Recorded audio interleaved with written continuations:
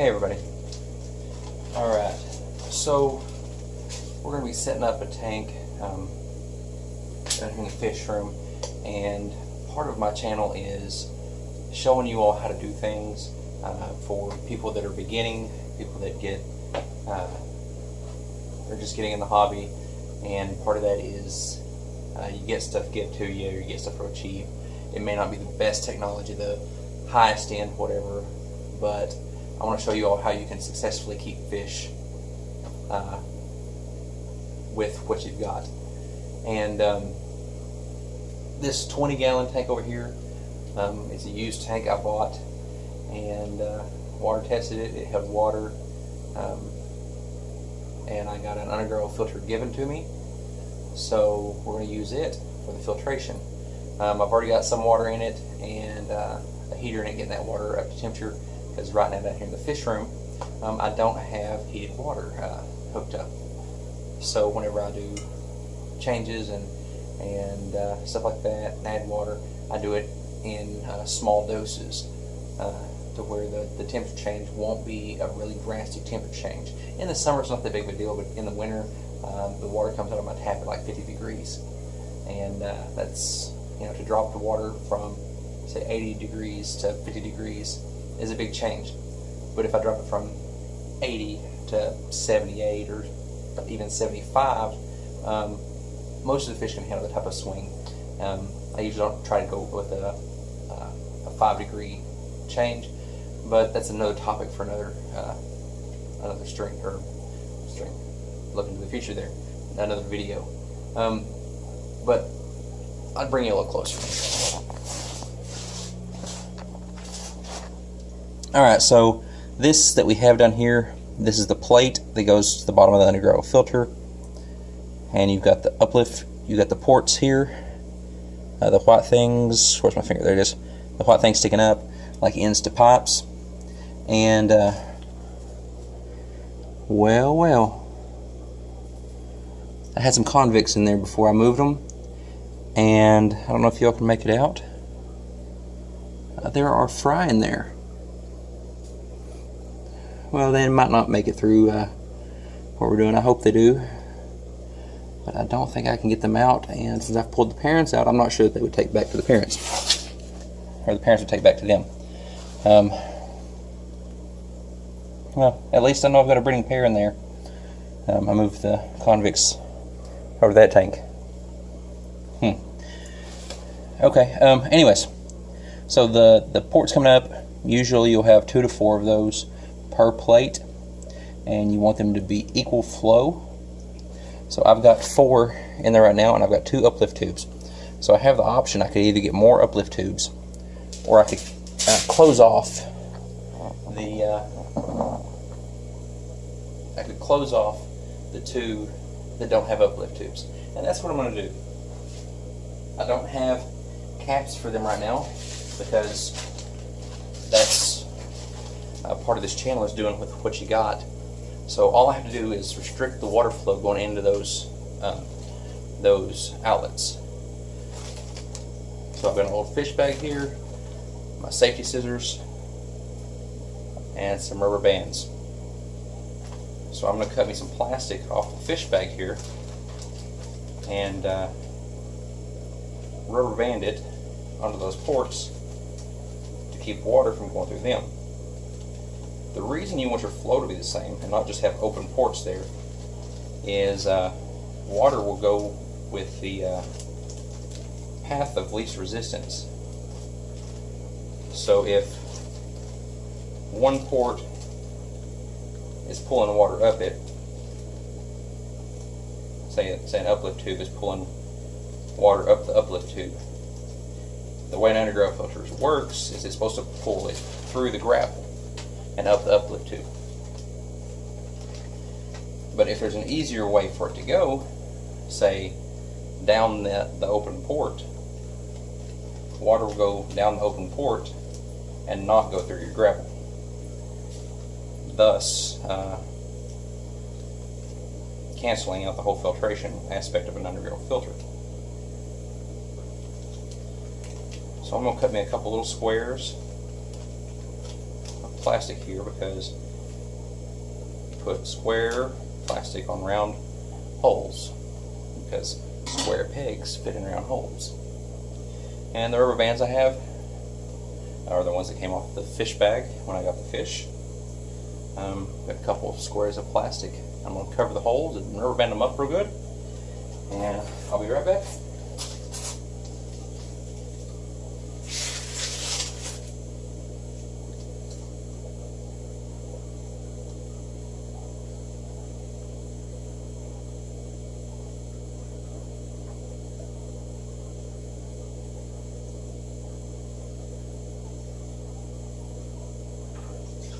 Okay, so for those of you that might try this in the future, this fish water in my face.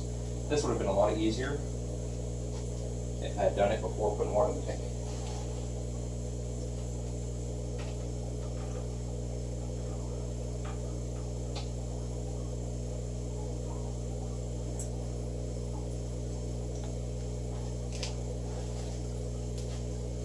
Or if I'd done it before I put the plate in the tank. One way or the other.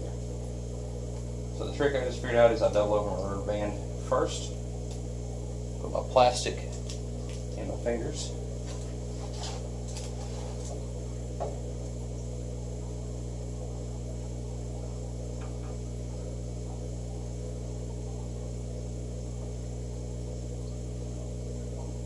and then just slide it down over the port. Perfect.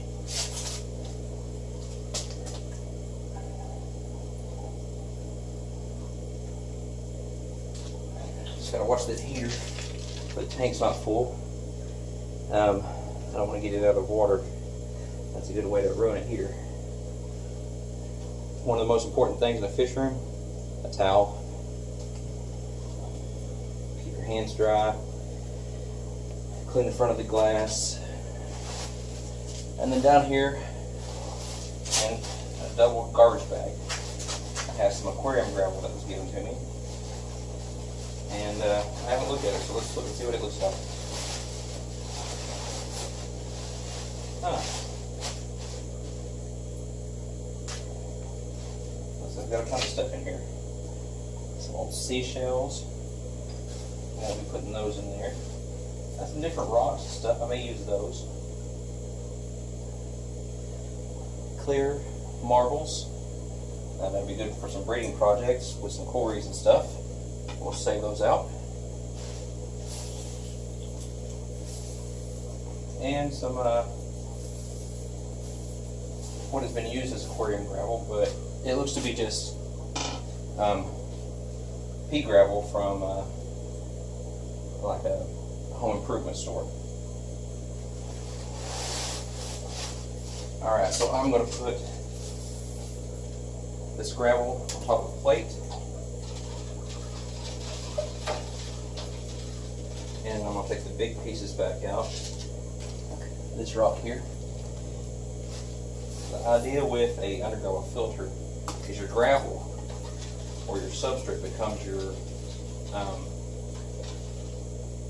media for your beneficial bacteria, and you need a lot of surface area with that.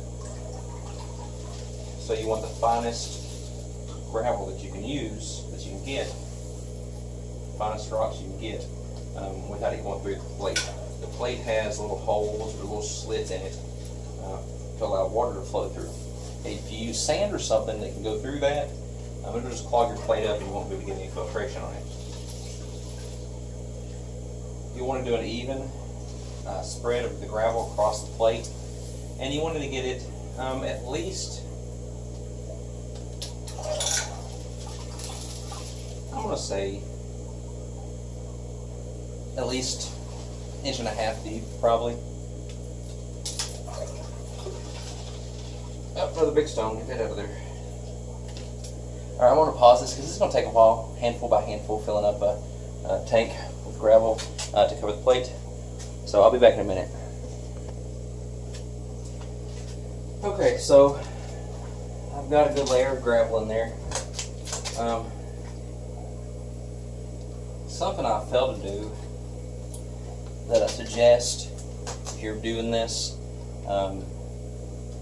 that you do what I say and not what I do type of thing, rinse your gravel, because this gravel had been outside apparently and had some leaf debris and little pieces of roots and stuff like that. It could have come from a planted tank, but I froze the gravel to kill off any pathogens or anything, any type of organisms that might be in it, any parasites or anything. I froze it, so that would take care of that, but it didn't take care of the debris that was in it. And so now I've got a dirty tank. And so do as I say, not as I do, type thing, or learn from my mistake. Don't make the same one. So rinse your gravel, whether it's new or used, before you put it in your tank. Because even new gravel, whether you get it from a hardware store or a fish store or something, it will have some dust and stuff in it that will cloudy up your water. So rinse it real clean. We'll go on with the video here.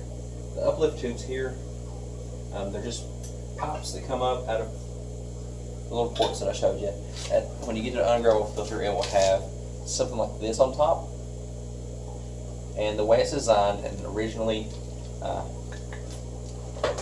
designed to use,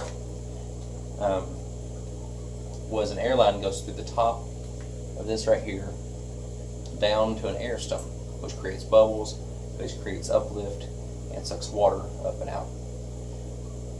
This spot right here was designed so that you can get a cartridge of carbon to snap in there if you want to use carbon. It's removable in case you don't want to use carbon. There's a little grating in there to try to keep fish from going down in the tube and getting under the Undergravel filter. In years previous, I have had fish get down under the plate and live down there. I've had crayfish that decided that was the coolest tunnels ever, and they moved in under my Undergravel filter, destroying it in the process, but they lived down there. And since Undergravel filters were invented, there have been some other inventions to make Undergravel filters more efficient, which they're very efficient as they are just with air.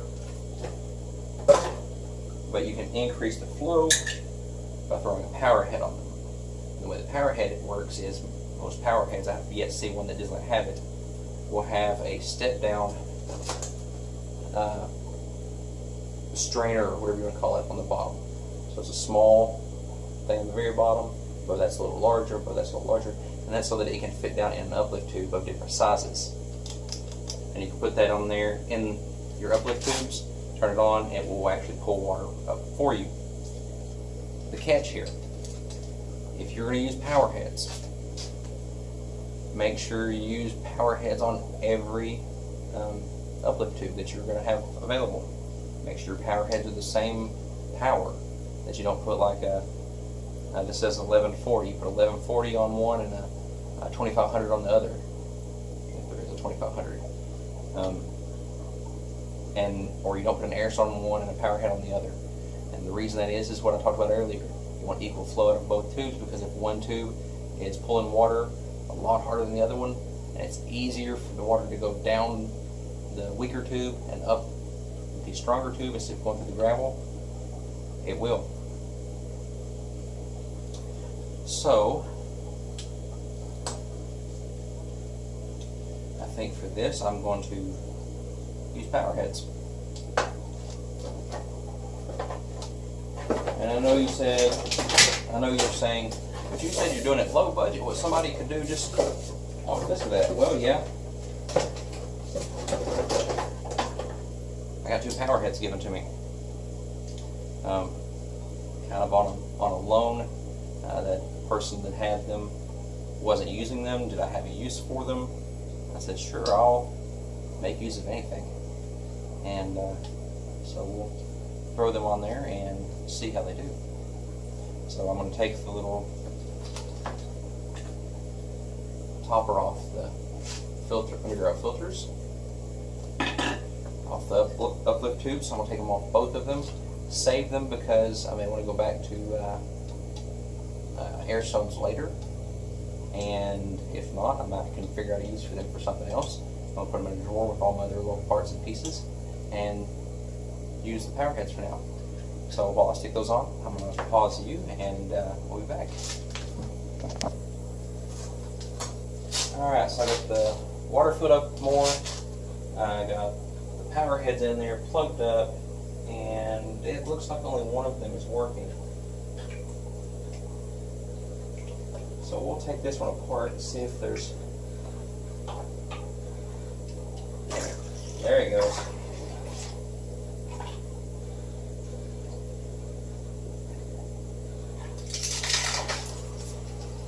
Alright, splash water everywhere.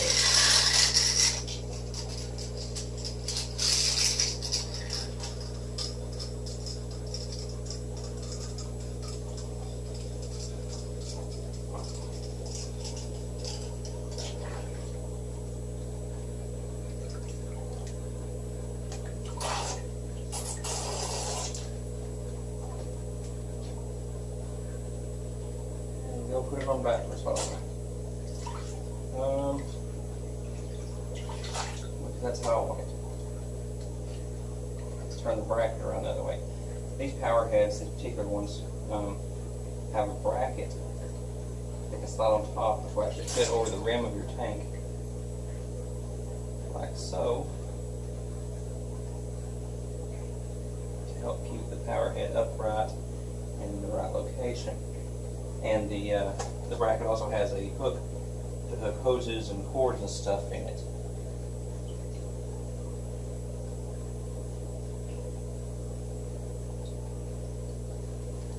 I don't know if you can tell from there, not very good lighting, it doesn't look like. I've yet to get the light on this particular rack, but we've got quite a bit of circulation.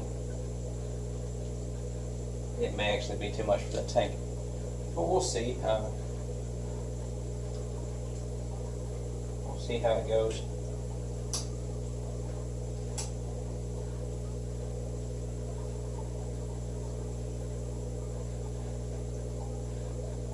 There's quite a bit of debris in there that I need to get out with a net, probably. But for those of you that were wondering, I did see a few of the fry swimming around in there, so they're probably going to be all right. And these two convicts that are standing up front must be the mated pair, and that'll be great if they make the nest right up front in this pot, so that we can see that and track that if they end up breeding again, which being convicts they will. Maybe I'll catch some of that for you. Alright, so if you have questions about Undergravel filters or using what you've got or anything like that, anything that I've mentioned, anything at all, drop them in the comments section below. If you've used Undergravel filters, have thoughts on Undergravel filters, just let me know. We'll start a discussion and go from there. If you like what I'm doing, leave me a thumbs up. If you don't quite like what I'm doing, you'd rather do something different, or don't care for my channel, you can give me the big thumbs down. Lets me know what y'all think. If you do like what I'm doing, there's a subscribe button over there. That way you get to see what else I'm doing. The upload. No, it's called a notification bell. The notification bell beside the subscribe button will tell you when I've uploaded stuff. And if you really like what I'm doing, you can share with the share button that YouTube provides. Tell your friends, your family, everybody about this channel. And the more people we get together talking about fish, the better we help the hobby, and bigger fish parties, whatever we can have. So until next time, I'll see you.